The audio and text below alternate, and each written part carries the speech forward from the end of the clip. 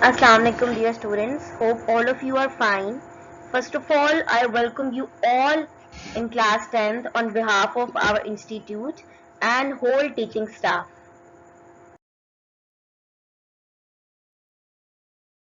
I am Miss Mariam Iqbal, your physics teacher, and we will start a new chapter, the very first chapter of physics book of class 10th, which is simple harmonic motion and waves. Here are some instructions. Please read the instructions very carefully and then start the lesson. First of all, we will discuss what are the objectives of this chapter. Number 1, to state the conditions necessary for an object to oscillate with simple harmonic motion SHM by discussing different examples. Then to describe that waves are the means of energy transfer without transfer of matter. And next, last, number 3, derive the equation V is equals to F lambda.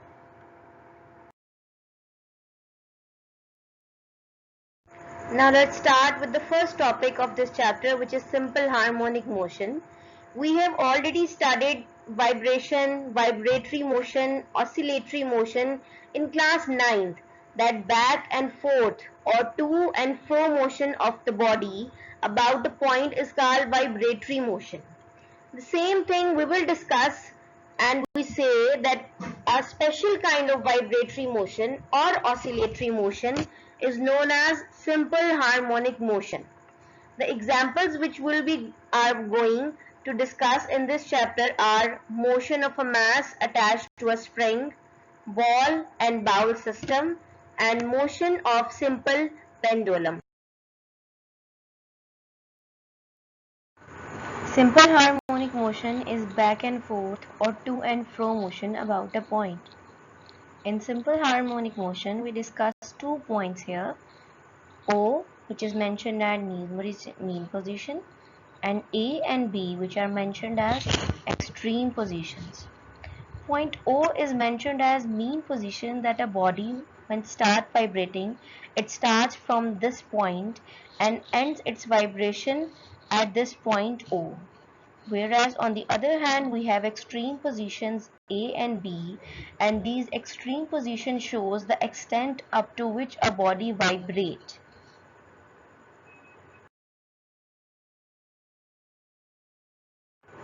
Moving on to the first example of simple harmonic motion, motion of mass attached to a spring. First of all, to understand the concept, please see figure 10.1. Spring is attached to a mass m. When we stretch the mass with some force, the spring will also stretch.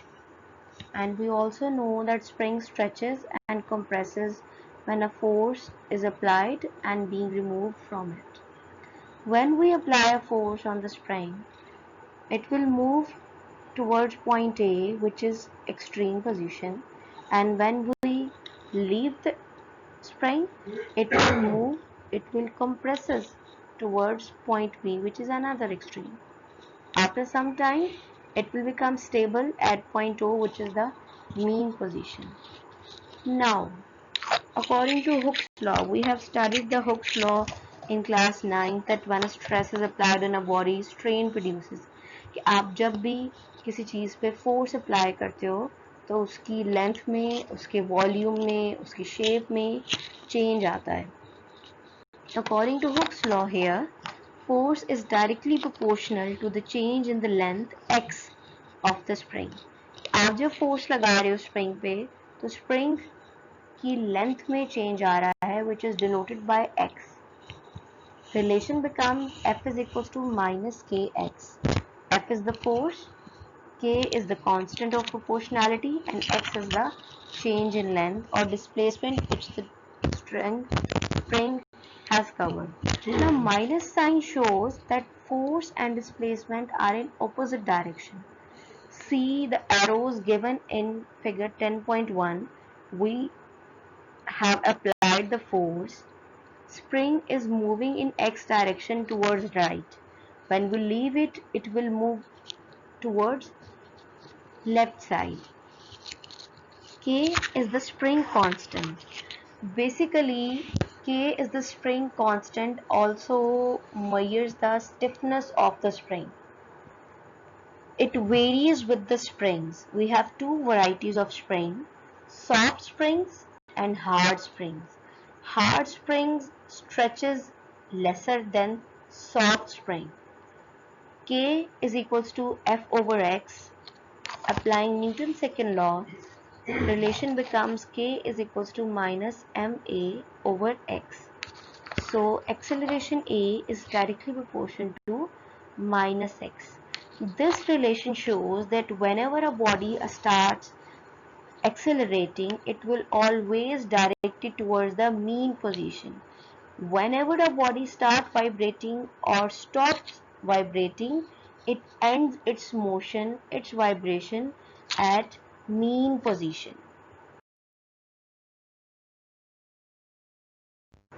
A body continues its vibration from mean position to extreme position, then to another extreme, and then back to its mean position.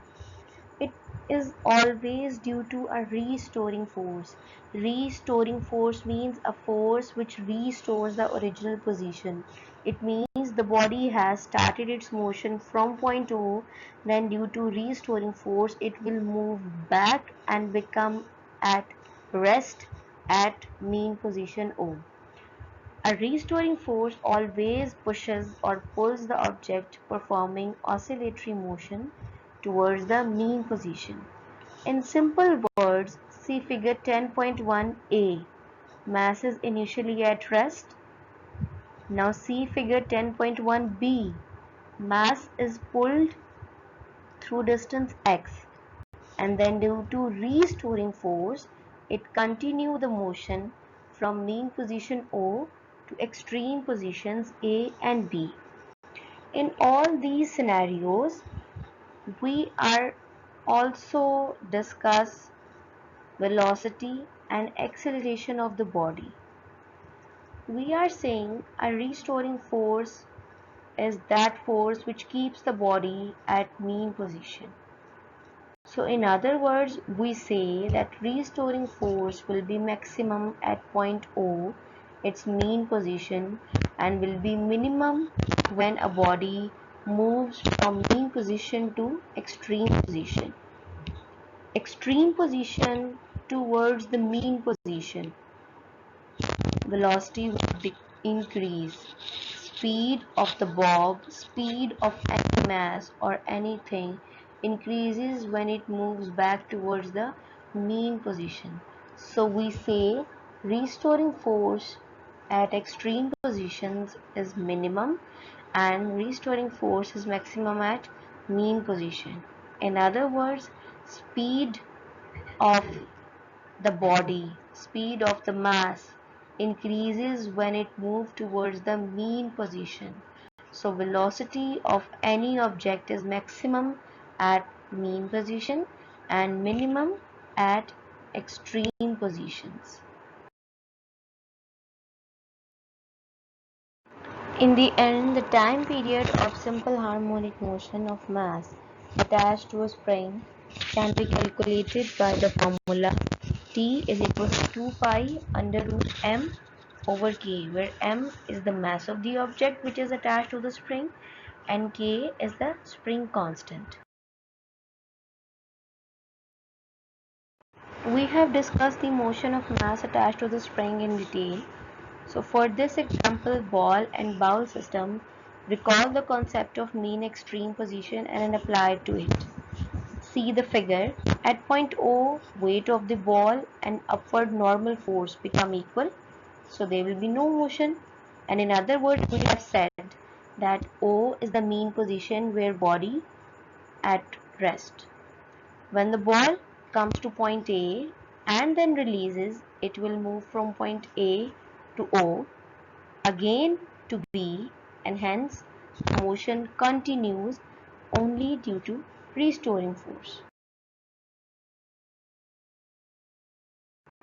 Same logics goes for motion of simple pendulum, but one thing we will add here. At point O, the bob is stationary, so there will be no motion. because net force is 0. Now see the figure very carefully. There will be no vertical motion of the bob because tension in the string cancels the mg cos theta. We know that when tension is applied on a body, force is applied on a body, we resolute the force into its two components, sine theta and cos theta. Now the bob will not move vertically. Vertically means up and down. It will move in horizontal direction, back and forth from point O to A to B to O, and the motion continues. So the tension in the string will be cancelled with the factor mg cos theta, and the bob, will move in horizontal direction only due to the factor mg sine theta. So there will be no vertical motion of the bob because tension in the string cancels the mg cos theta, and pendulum bob will move only in horizontal direction to exhibit SHM. Time period of simple pendulum can be calculated as formula T is equals to 2 pi under root L over G, where L is the length of the string with which the bob is attached and G is the force of gravity acting on it. So by these examples, we define SHM as simple harmonic motion occurs when the net force is directly proportional to the displacement from the mean position and is always directed towards the mean position. Important features of simple harmonic motion, which are summarized by the examples we have studied, are: a body executing SHM always vibrates about a fixed point. Its acceleration is always directed towards the mean position. Magnitude of acceleration is always directly proportional to its displacement from the mean position, such that acceleration is maximum at extreme and minimum at mean position, and velocity is maximum at mean position and minimum at extreme positions. Some important terms which we will discuss in the next section of this chapter are defined here. Let's have a look. Vibration. One complete round trip of a vibrating body about its mean position is known as vibration. Time period. The time taken by a body to complete one vibration is known as time period, denoted by capital T. Frequency. This is the new term, number of vibrations of a body in 1 second. It means, let's take example from our daily life. For example, we have a room and we say only 5 people can adjust in this room. So that we say frequency of this room is 5. We have another room and we say that 20 people can adjust easily in this room. So the frequency of that room will be 20. So when we define the term frequency, it means number of vibration of a body passing in 1 second. It is also reciprocal of time period. Lastly, amplitude. Maximum displacement of a body from the mean position is known as amplitude. Our next topic is damped oscillations. Oscillations whose amplitude decreases with the time are damped oscillations. We have seen different examples in our daily life, but the best example or practical example we see through is shock absorber in our automobiles. A shock absorber consists of a piston which is moving through a liquid. It can be oil, it can be water, or anything else. Upper part of the shock absorber is firmly attached to the body of the car. When the car travels over a bump on a road, car may vibrate violently. So the shock absorber damped means decreases the vibrations and convert their energy into heat energy of the oil.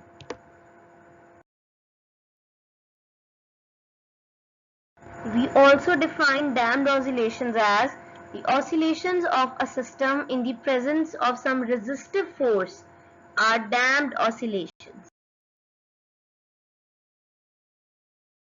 That's all, my students. Thank you so much. In case of any query, you can ask any question from me anytime. Thank you.